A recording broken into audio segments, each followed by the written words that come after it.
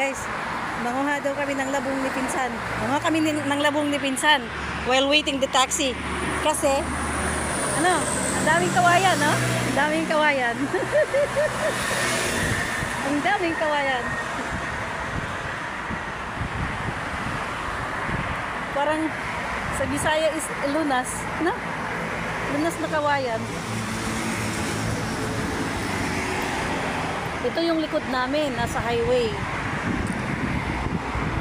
Kumbaga, likod ng other, ano, way. Oh, Dito yan. na tayo magkitay, pwede kaya? Pwede naman. Ito. Ha? Ano? Number 4 yan, oh. Ay, oo, dito yung number 4.